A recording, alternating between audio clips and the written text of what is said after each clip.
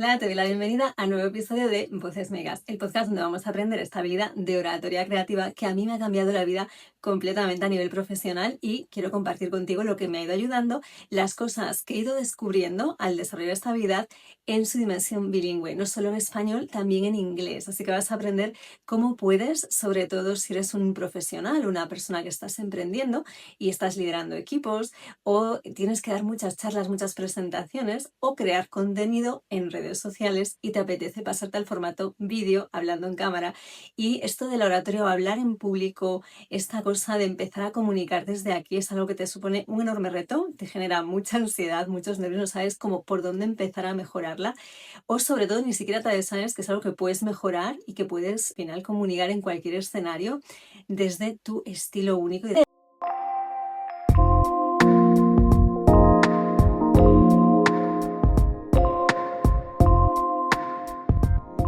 De esto va el podcast de esta semana, de este elemento de nuestra comunicación que es la voz. Si sigues el podcast desde hace un tiempo, sabrás ya esta fórmula de Albert Mehrabian. Si eres nuevo por aquí, te la recuerdo. Según este psicólogo, dentro de esta psicología de la comunicación, cuando un mensaje, cuando comunicamos algo y hay una incoherencia entre lo que se dice y cómo se dice, en los elementos de cuerpo y voz recae casi todo el peso de cómo percibimos o cómo nos llega ese mensaje. Por ejemplo, si te digo, me encuentro genial, el mensaje que te estoy dando, las palabras, ¿no? El significado de este mensaje y cómo lo digo, hay coherencia. Pero si, por ejemplo, te estoy diciendo, me encuentro genial, pues ahí no hay esa coherencia entre el significado, el mensaje y cómo lo estoy diciendo.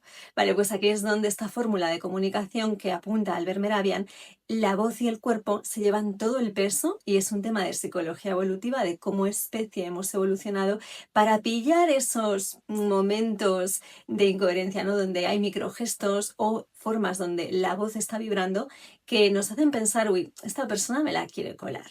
Pues de eso va un poco el podcast de hoy. Vamos a hablar de uno de estos elementos que en esa fórmula, en ese porcentaje se lleva el 38%, así es, 38% para la voz, 53% para el cuerpo y 7% la palabra. Imagínate lo importantes que son nuestras voces y cómo las utilizamos cuando nos comunicamos. Pero ¿cómo estás usando tú tu voz? Sobre todo si eres una persona que lideras equipos o que estás emprendiendo, ¿cómo estás siendo percibido por los demás? No sé si te has planteado antes de esto que te estoy diciendo, el cómo tu voz es percibida. Si te has grabado o has grabado tu voz, la has escuchado y has dicho, no me gusta nada cómo suena mi voz, suena fatal. Y esto es algo que nos pasa a la mayoría, te lo aseguro. Nuestra voz al final es un elemento sonoro, vibracional que tenemos todos nosotros, es nuestra nota musical intrínseca y es algo que si lo empiezas a descubrir, lo empiezas a jugar con esa musicalidad que hay en tu voz y empiezas a encontrar tu tono, el que es natural para ti, el que surge de tu cuerpo cuando está en un estado relajado, tranquilo. Esa es la voz que te va a abrir todas las oportunidades y todas las puertas. Pero ¿cómo damos con esta voz? ¿Y qué ocurre cuando nuestra voz suena forzada? Cuando la manipulamos para ser percibidos de una forma u otra.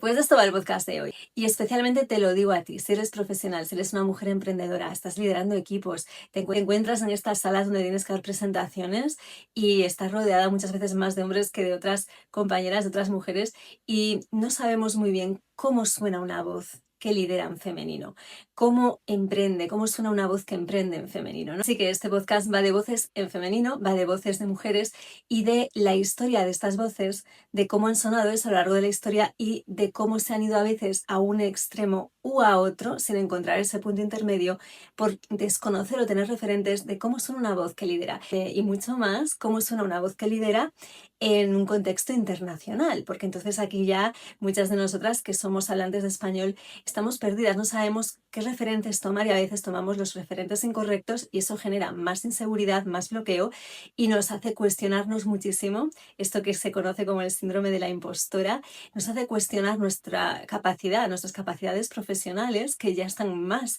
que demostradas y de repente nos vemos desempeñando ese mismo puesto en un entorno internacional y decimos no sé qué ocurre ahora, pero no me siento tan profesional, me siento insegura como profesional cuando me comunico en este idioma al hacer una presentación o al liderar un equipo internacional.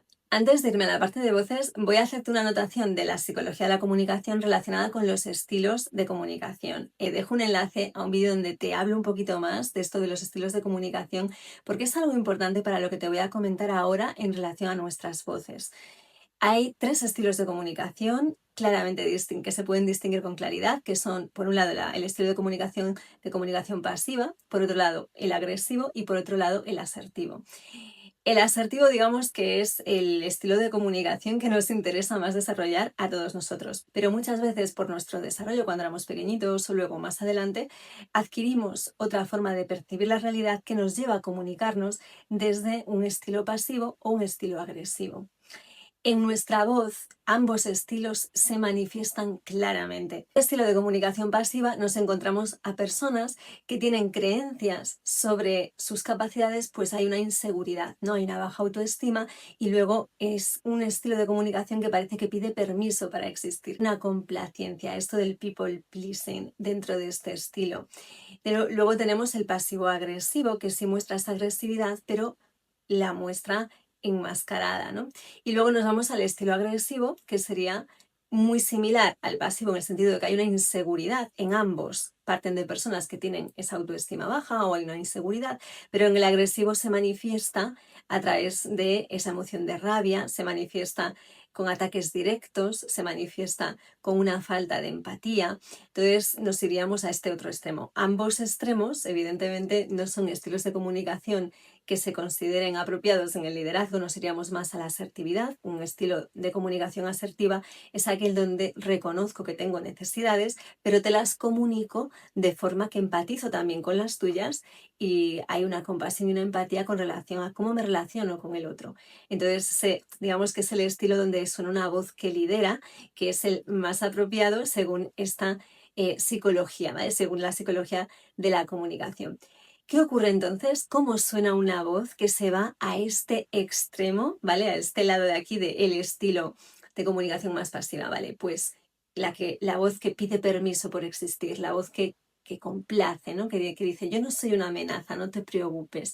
Vale, recordamos los diferentes estilos de comunicación, sí que nos vamos a ir a las voces, pero antes déjame explicarte los 5 elementos que podemos trabajar en nuestras voces. Claro, el primero tenemos el pitch, lo que se dice el tono, ¿vale? Podemos tener un tono grave o un tono agudo.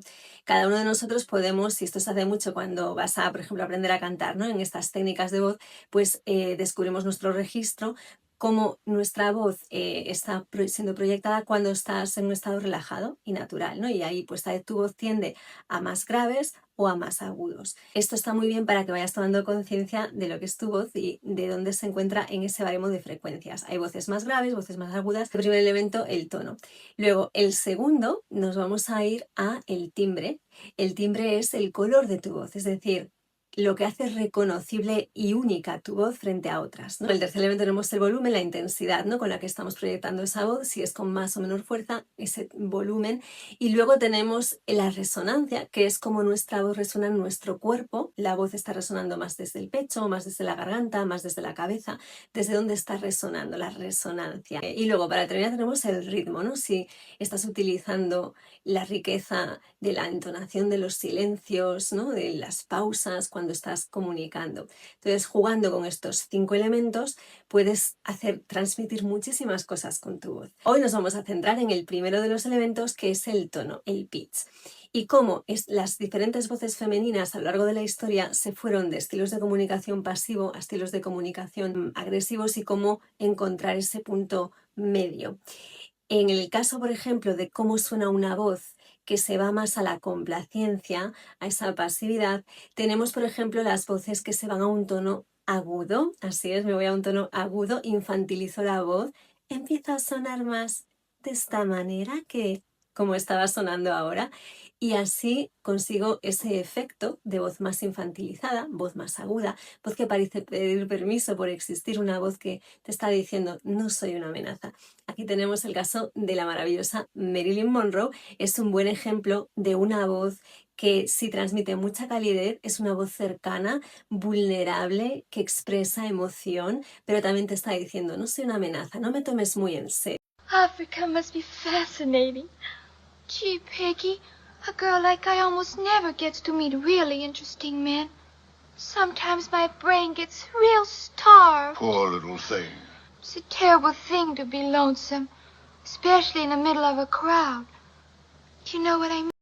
No voy a decir nada realmente serio o importante, ¿no? Entonces nos vamos a ese caso con Marilyn Monroe. Hay más ejemplos de este tipo de voz, como por ejemplo, si nos vamos ya a Paris Hilton, que además, en el caso, por ejemplo, de teoría creativa en inglés, te diré que si imitamos la voz de Paris Hilton, es una voz que trabaja lo que se llama el baby voice, que es un tipo de voz que se va a los agudos y precisamente se trabajaba mucho en estos elementos mediáticos en la televisión, estos programas realities, y es una voz que eso se infantiliza, la baby voice. Que you will use and kind of like interchangeably, like there's the high pitch and then there's the more like chill voice. How do you decide when to do which voice? I can't even like control it. When I get shy, the voice will go up higher, and then when I'm just like feeling a little bit more relaxed, it's more lower. But sometimes I have to tell myself, like, Paris, just talk in your normal voice. But I don't know what it is. I think just from so many years of doing it, it's just become a part of me. Two different like Thank you. I enjoyed our Zoom call, and I love your jacket. The sparkles are amazing. I had a little bling here for today. Yes. I wanted to find out who made it later.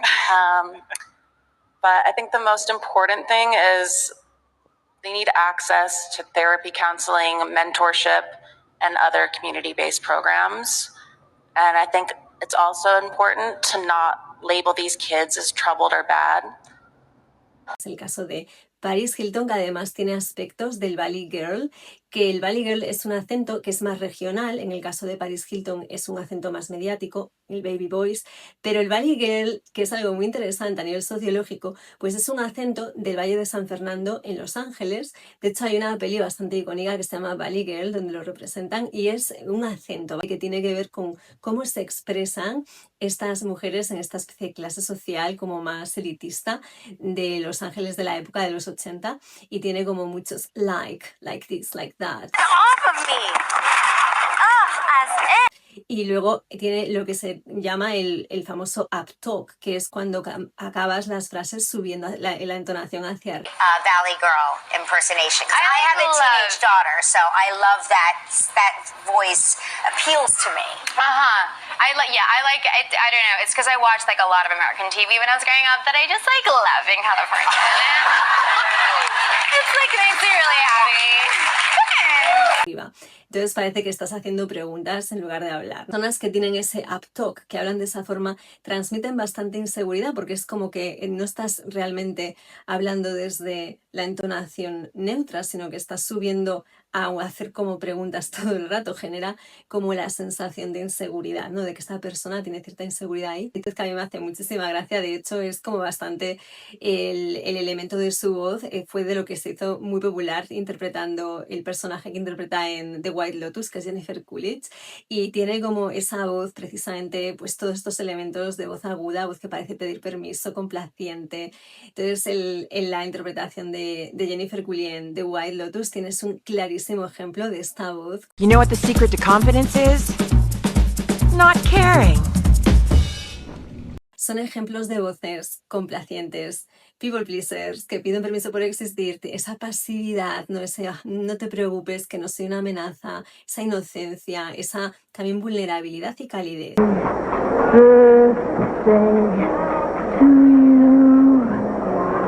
Happy birthday to you. Happy birthday, Mr. President. Happy birthday to you.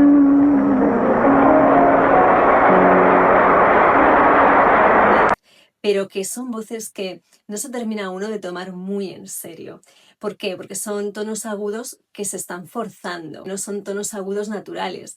Hay personas que su voz pues está dentro del registro de frecuencias más hacia arriba, entonces pues tienen esa tono agudo, pero su voz es natural, no estoy forzando, ¿no? En los casos de las actrices que te he comentado hay una manipulación, hay un interés por ser percibidas de esa manera, hay un interés porque la percepción social sea esa. Exactamente lo mismo ocurre si nos vamos al otro espectro dentro del estilo de comunicación agresiva, pero usando el tono grave y el tono grave forzado. Grave forzado no es, por ejemplo, en mi caso, mi voz, cuando estoy en un estado relajado, natural, pues la forma en que sale mi voz tiene una vibración que tiende más a los graves, ¿no? Pero no es una voz que no estoy forzando el tono grave. Y te voy a explicar ahora cómo hago si lo fuerzo y cómo suena mi voz en ese grave forzado. Este es el caso, por ejemplo, de Margaret Thatcher. Margaret Thatcher, la política británica, que estando en un mundo de hombres, pues por necesidades de supervivencia política, trabajando con un vocal coach, con una persona que te ayuda a entrenar tu voz, llegó como a registros mucho más graves. Main thing is your voice. It's too high and it has no authority. Porque se entendía esto de tener un tono grave de voz con el estatus, la autoridad y el respeto, ¿no? Entonces ella dice, sí, pues entonces yo voy a modular mi voz a estos tonos más graves porque quiero que cuando comunique la gente vea mi liderazgo y me respete. Pero ¿qué ocurre? Que ella está forzando su voz, no es un tono grave natural que sale de forma natural. Entonces, ¿qué ocurre? Que a un nivel de lo que se llama la neuroacústica, que estudia cómo percibimos todo este tema de los sonidos, ¿no? Desde esos sesgos, esa parte más inconsciente que tenemos como seres humanos, lo que te decía de que no sé qué hace esta persona, pero está forzando y es algo que todos podemos notar. About the voice, it's about belief at the very core. So a nice deep breath in, really fill out against my hand. So really... You're calling Mr. Thatcher. How would you do that? Dennis.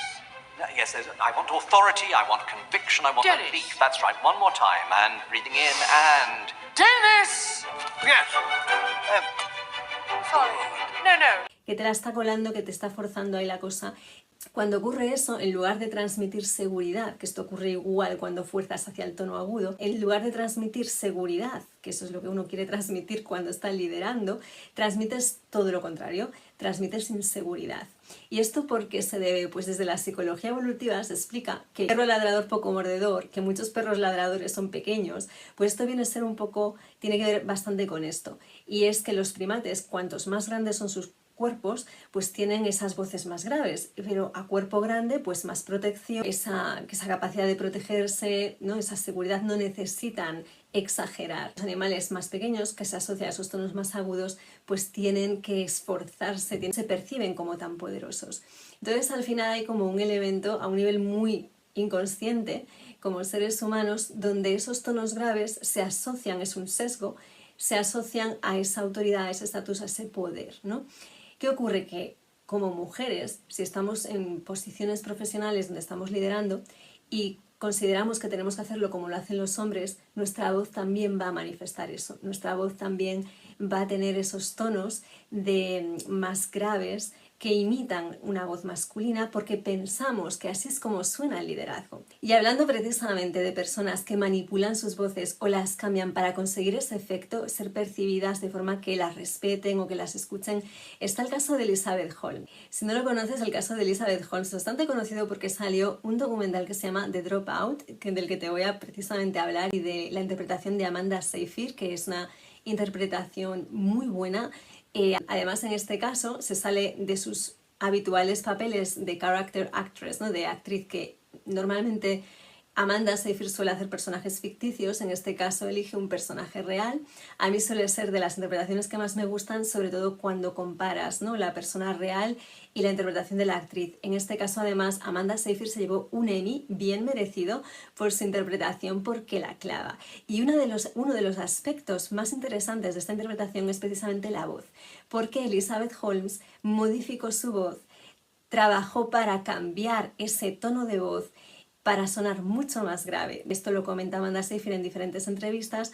Elizabeth Holmes estudiaba a todos estos grandes líderes de startups en el mundo tecnológico de San Francisco, de Los Ángeles. Pues tenemos, por ejemplo, el caso de Steve Jobs, pues se veía, ¿no? Estos oradores, cómo lo hacían en las presentaciones, cómo comunicaban, y por eso comenta que se nota esa influencia pues cuando Elizabeth Holmes comunica. Incluso parecía que bebía mucho de personas como Obama, entre otros oradores, ¿no?, americanos. En el trabajo de crear este personaje, Amanda Seyfried investigó muchísimo y comenta en las entrevistas que nunca había tenido tanta fuente de investigación, de poder acceder, por ejemplo, a sus disposition tapes, que eran las cintas de grabación de las declaraciones, cuando le fue a declarar, porque la historia de Elizabeth Holmes, que si ves The Dropout vas a ver como todo el desarrollo de la historia, pero ella creó una startup que se llama Theranos y a través de esa startup creó como un dispositivo que era para hacer análisis de sangre. Pero al parecer ese dispositivo no había como muchos errores ahí.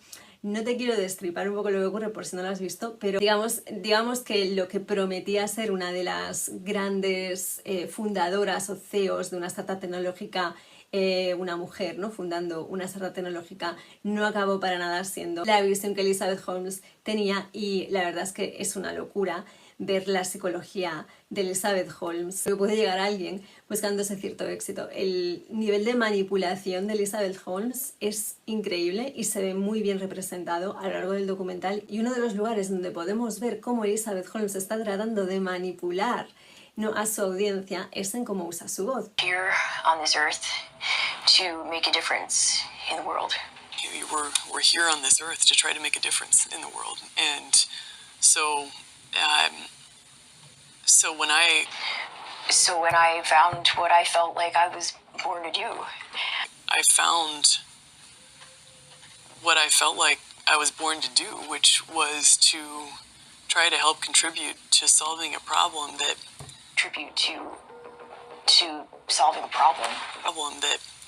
I believe, believe that on a human level.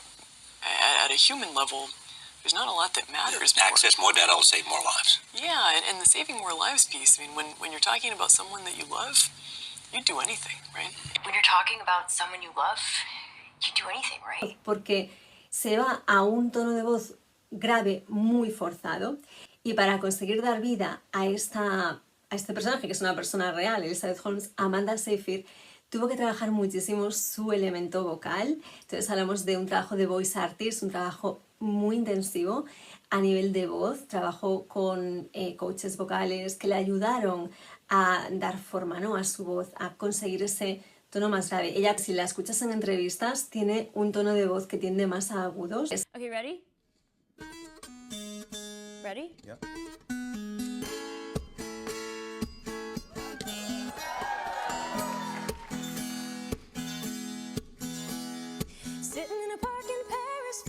Que fluye muy bien, y claro, cuando interpreta a Elizabeth Holmes, ella intenta bajar un poco el tono. Dice que intenta bajarlo lo más que puede, pero ella no tiene ese registro de bajarlo tanto que Elizabeth Holmes en su forma de comunicar. Pero sí que es cierto, y por eso lo comenta, que a la hora de trabajar la voz no solo se centra en el tono, se centra también en el acento, se centra también, y lo hace muy bien, en cómo está moviendo todas las partes del cuerpo, ¿no? A nivel, por ejemplo, la mandíbula la tensa, las mejillas. Entonces podemos ver perfectamente cómo consigue, a través de la respiración, de los movimientos musculares, de los gestos faciales, y luego ese tono de voz que lo baja un poco, sí que consigue dar esa impresión muy buena de que realmente da vida a Elizabeth Holmes. Estamos viendo prácticamente a Elizabeth Holmes. Es cierto que Amanda Seyfried exagera bastante las pausas, hace unos silencios mucho más largos. Yo creo que es por... To this type of basic testing, and the types of tests that are done are ones that provide insight. And can you tell us a secret?